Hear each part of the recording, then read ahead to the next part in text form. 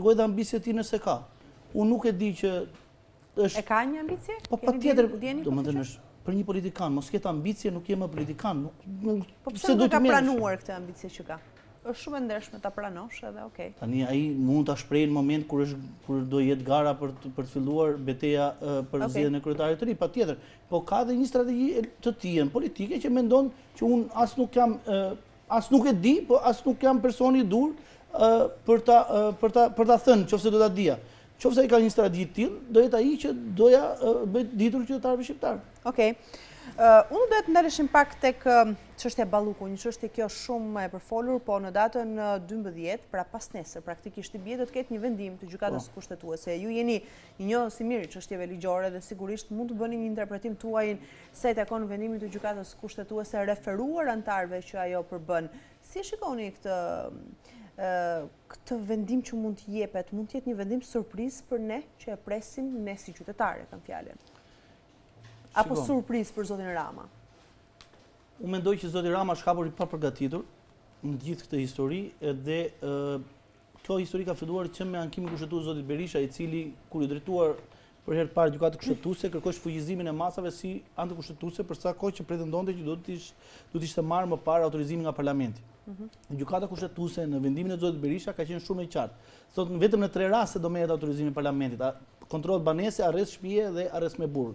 Në të gjitha rrethanat të tjera nuk ka nevojë, ka autoritet plot SPAK-u për ta kërkuar dhe GJK-ja për të vendosur masa të tjera, siç është ajo detyrimi paraqitje, ndalimi për dalje jashtë territorit të Republikës së Shqipërisë dhe masat pezulluese, masa ndaluese që është pezullimi i funksion publik.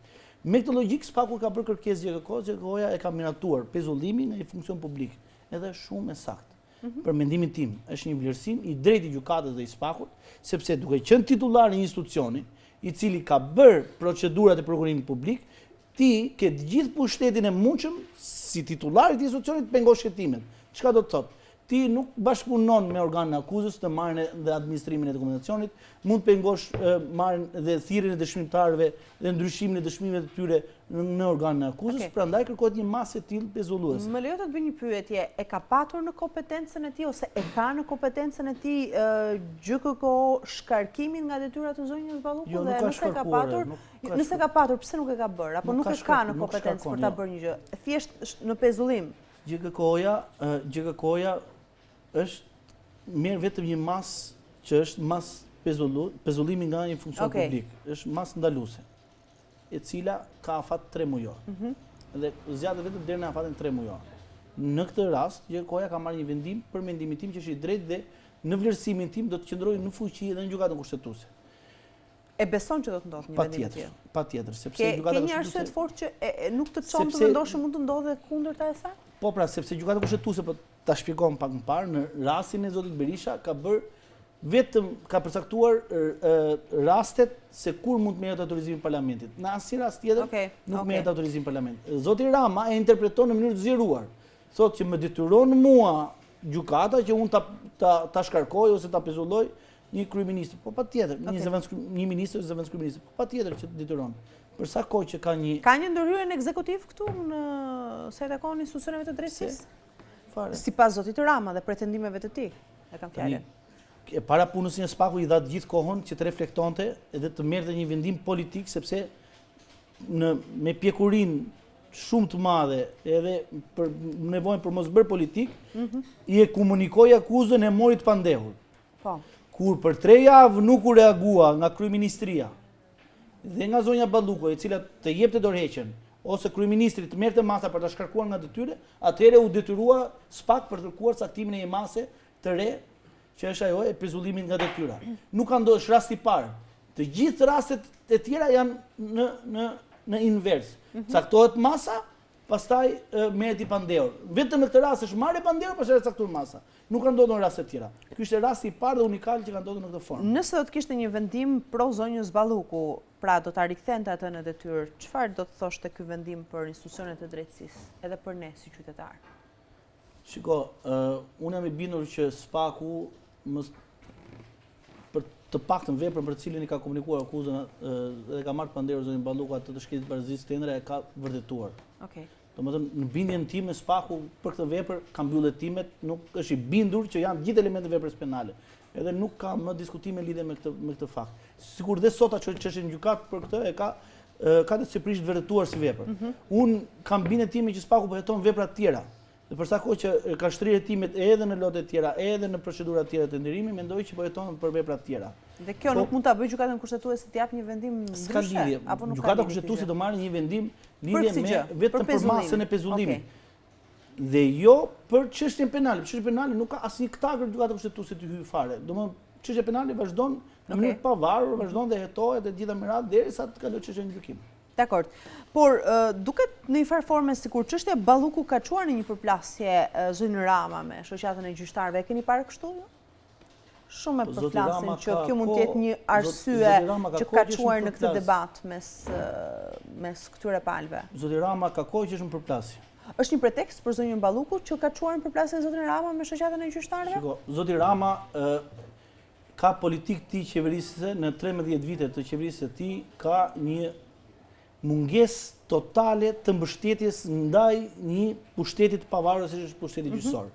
Në 13 vite ne nuk kemi asnjë investim serioz në infrastrukturën gjyqësore. Ne i kemi të gjithë gjykatat e Republikës së Shqipërisë në pikën më të zezë të mundshme. Janë pa investime, totalisht të pa investuara. Ne nuk kemi infrastrukturë gjyqësore, ne nuk kemi godina, ne nuk kemi ambiente, nuk kemi salla për të bërë procese gjyqësore. Ju duhet kuptoni që Gjykata e Apelit që shënjin gjithë Republikën e Shqipërisë është në gjendje të mjerueshme. Në gjendje të mjerueshme. E kuptoj. Pse zoti Rama po e bën këtë për të shkëndruar vëmendjen nga çështja e Ballukut? Nuk do një pushtet politik të pavarur dhe të pavarur dhe autonom. Nuk e do. Nuk e do. Bën ç'është e mundur që ta pengojë. Domethënë ne jemi vetëm i vend me gjykatë kushtetuese në një godinë të rënuar. Gjykata kushtetuese është themeli i një shteti. Ne kemi një godinë të rënuar. Është turpe faqeses. Pra, në një farë forme, zoti Rama është duke ushtruar një presion të madh në institucionet e drejtësisë. Rama nuk jep rrogat atyre, nuk jep rrogat. Tani, ka një të vërtetë këtu, ka një kërkesë reale të gjyqtarëve për rritje pagash? Po tani gjyqtarët, si çdo shtresë tjetër e qytetarëve shqiptar, kanë ata të drejta dhe detyrime. Po. Tani, është bërë një ligj për caktimin e pagave në Republikën e Shqipërisë.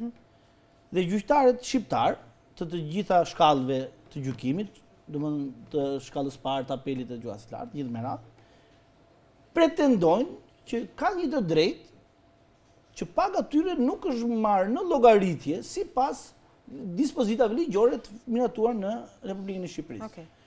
Në bazë të kësaj kanë bërë një kërkesë në gjykatën kushtetuese. Dhe këta nuk po kërkojnë asgjë. Kanë vajtë gjykatën kushtetuese. Gjykata kushtetuese në rastet mendon që këta kanë të drejtë, atëherë të bëhet rivlerësimi i pagës në bazë të dispozitave ligjore në fuqi. Ata as nuk kërkojnë të grabisin shtetin shqiptar të bëjnë tendra të vjedhë nga 50 milionë euro. Ata po kërkojnë një të drejtë të cilën ai ligji. Në rast se kanë të drejtë, ta fitojnë. Megjithatë, sipas zotit Rama kanë pagat më të larta. Po pse zoti Rama e cakton pagat? Gjithsesi. Po mos vjedhë Rama atë nga 50 milionë euro për një tunel atje dhe ti bëj gjykata, ti bëj gjyqtarëve ambiente dhe zyra. Të lutem se kam shumë serioze. Po, më thuaj. Merrni kamerën tuaj, shkoni në gjykatën e Apelit dhe shikoni gjyqtarët ku punojnë. Janë 32 gjyqtarë më duket, duhet të jenë 45 të tjerë. Tani nuk ka ambiente, sot nuk ka ambiente ku tulen të punojnë gjyqtarët. Jo më të japin drejtësi. Okej. Çështje e gjatë kjo që do kohën e vet sigurisht për të diskutuar. Ka 13 vjet që nuk bën një investim në një gjykatë. Ka 13 vjet. Pra, është një çështje që kërkon diskutim akoma më të gjerë se kaq, por nuk kemi shumë kohë, kështu që më lejo zoti Sefa të vijoj me dy pyetje të radhës se s'kemi shumë kohë televizive. E kam fjalën këtu për zgjedhjen e kreut të ri të BKH-s Jon Keta. Si e shihni këtë drejtues të ri të këtij institucioni? Nuk është i ri, ka një